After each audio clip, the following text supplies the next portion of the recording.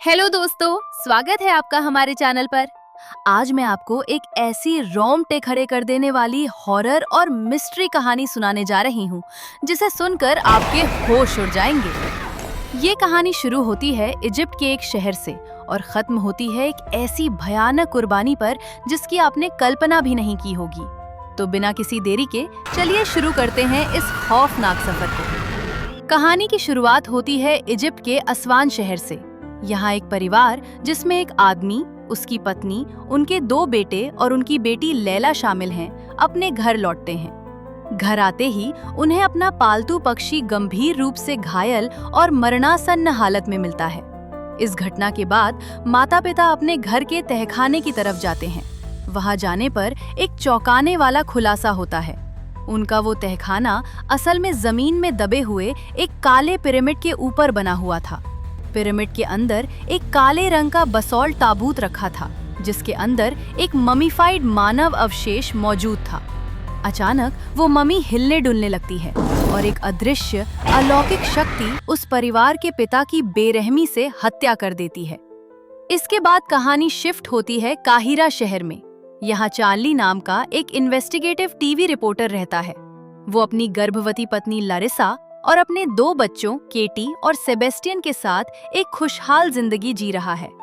Charlie की बेटी केटी और असवान वाले परिवार की बेटी लैला आपस में बहुत अच्छे दोस्त हैं। एक सुबह केटी के पास असवान से आई वही महिला आती है जिसे द मैजिशियन के नाम से जाना जाता है। वो केटी को बताती है कि वो लैला की माँ है। इसके बाद वो महिला कैंडी का लालच देकर केटी को अपने जाल में फंसाती है और उसे किडनैप कर लेती है।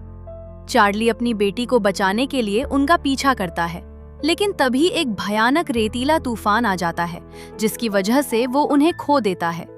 दुखी और लाचार होकर चार्ली और लारिसा पुलिस में शिकायत दर्ज कराते हैं। इस केस में उनकी मदद एक अंग्रेजी बोलने वाली जूनियर डिटेक्टिव डालिया करती है, जबकि दूसरी तरफ जो लीड डिटेक्टिव है वो खुद माता पिता पर ही शक कर रहा होता है। कहानी अब सीधे 8 साल आगे बढ़ जाती है। अब चार्ली, लारिसा, सेबेस्टियन और उनका तीसरी बच्ची मॉड अल्बुकर्क न्यू मैक्सिको में रह रहे हैं। वे लारिसा की मां कार्मेन के घर में शरण लिए हुए हैं। इसी दौरान इजिप्ट के असवान में एक चौंकाने वाली घटना घटती है। एक टीनेजर आसमान में एक मालवाहक विमान को क्रैश होते हुए देखता है। ये वही प्लेन था जो उस काले बसॉल्ट ताबूत को ले जा रहा था। विमान दुर्घटना के बाद जब आर्कियोलॉजिस्ट मलबे और ताबूरूत की जांच करते हैं तो उन्हें उसके अंदर केटी मिलती है। केटी के पूरे शरीर पर एक प्राचीन भाषा में लिखे हुए पत्र लिपटे हुए थे। केटी इस समय एक मानसिक जड़ता, जहां इंसान सुध बुध खो बैठता है, उसमें थी और लगातार खुद को नुकसान पहुंचा रही थी। अधिकारियों द्वारा केटी को आखिरकार अल्बुकर्क में उसके माता पिता के पास भेज दिया जाता है। घर आने के बाद भी केटी का व्यवहार बेहद अजीब और डरावना होता है। वो बार बार अपने कमरे से भागने की कोशिश करती है और खुद को लहूलुहान कर लेती है। इन सब के बावजूद उसका परिवार आगे किसी भी तरह की मेडिकल मदद लेने से इनकार कर देता है।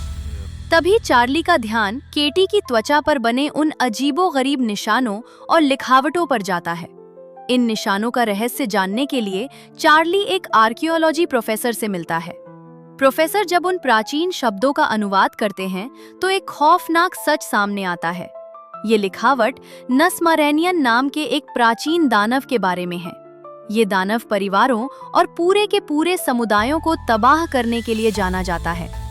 इस दानव को काबू में रखने का एकमात्र तरीका एक खास ममीफिकेशन अनुष्ठान है, जिसके तहत पवित्र लिखावटों को इंसान की त्वचा के अंदर समाहित कर दिया जाता है। जैसे जैसे केटी के शरीर से वो लिखावटें या पट्टियां हटेंगी, नस्मरेनियन उतना ही ज्यादा शक्तिशाली होता जाएगा। इसी बीच चार्ली को महसूस होता है कि केटी अपनी उंगलियों या हरकतों से कुछ बड़बड़ा या थपथपा रही है। वो असल में मोर्स कोड का इस्तेमाल कर रही थी, जो उसने किडनैप होने से पहले गर्ल स्काउट्स में सीखा था। जब चार्ली उस कोड को डिकोड करता है तो उसे समझ आता है कि केटी बार बार अपनी पुरानी दोस्त लैला का नाम ले रही है। चार्ली तुरंत उन सभी सपोर्ट लेटर्स के बॉक्स को खंगालता है जो केटी के गायब होने के बाद लोगों ने भेजे थे। वहां उसे लैला का भेजा हुआ एक बिना खुला पत्र मिलता है।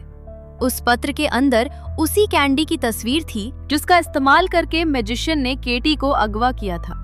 चार्ली बिना वक्त गवाए ये नाम इजिप्ट में मौजूद डिटेक्टिव डालिया को बताता है। डालिया उस पत्र का सुराग लगाते हुए असवान के उसी पुराने घर तक पहुंच जाती है। वहां छानबीन करते हुए डालिया को उसी छिपे हुए पिरामिड का पता चलता है। तभी अचानक द मैजिशियन अंधेरे से निकलकर डालिया पर हमला कर देती है। आत्मरक्षा में डालिया गोली चलाती है और मैजिशियन को ढेर कर देती है। उसी समय लैला वहां पहुंचती है और डालिया को एक टेप सौंपती है जिस पर लिखा था केटी। जब डालिया इजिप्ट में सच का पता लगा रही थी, यहाँ न्यू मैक्सिको के घर में हालात बेकाबू हो चुके थे। केटी अपने शरीर के बंधनों और पट्टियों को और ज्यादा हटा देती है, जिससे दानव की ताकत बढ़ जाती है। वो अपनी दिमागी शक्तियों से अपने भाई बहनों के दिमाग को अपने वश में कर लेती है। इसके बाद वो अपनी नानी कार्मेन की हत्या कर देती है। इसके बाद कार्मेन के अंतिम संस्कार का सीन आता है जो बेहद खौफनाक है। अंतिम संस्कार के दौरान केटी और उसकी छोटी बहन मॉड वहां आए मेहमानों को बुरी तरह आतंकित करते हैं और अपनी ही मरी हुई नानी की लाश को शत विक्षत कर देते हैं। पूरा माहौल टच्ड, चीख पुकार और डर में बदल जाता है। डालिया उस टेप को लेकर अल्बुकर्क पहुंचती है। जब चार्ली और लारिसा उस टेप को प्ले करते हैं तो उनके पैरों तले जमीन खिसक जाती है। उस वीडियो में वो पूरा अनुष्ठान रिकॉर्ड था जिसके जरिए मैजिशियन ने उस प्राचीन दानव नसमारेनियन को केटी के शरीर के अंदर ट्रांसफर किया था। टेप से ये भी पता चलता है कि मैजिशियन असल में एक प्राचीन कबीले की सदस्य है। इस कबीले का काम नसमारेनियन को जमीन के नीचे दफन रखना है और इसे शांत रखने के लिए वे समय समय पर इस दानव को जिंदा इंसानों की बलि के रूप में सौंपते हैं। जिस वक्त चार्ली और लारिसा टीवी पर ये टेप देख रहे थे, दूसरी तरफ केटी ने सेबेस्टियन को सम्मोहित कर लिया था ताकि वो उसके शरीर पर बची हुई पवित्र लिखावटों को भी हटा दे। जैसे ही वो लिखावटें हटती हैं, दानव पूरी तरह हावी हो जाता है। केटी अपने माता पिता और डालिया पर जानलेवा हमला कर देती है। वो चार्ली को बेरहमी से पीटती है और डालिया को दबोचकर उसके गले के अंदर एक जहरीला बिच्छू ठूस देती है। डालिया दर्द से तड़प रही होती है, लेकिन उसने उस टेप से दानव को ट्रांसफर करने वाले मंत्र को याद कर लिया था। अपनी उखड़ती सांसों के साथ डालिया उस मंत्र को जोर जोर से पढ़ना शुरू करती है।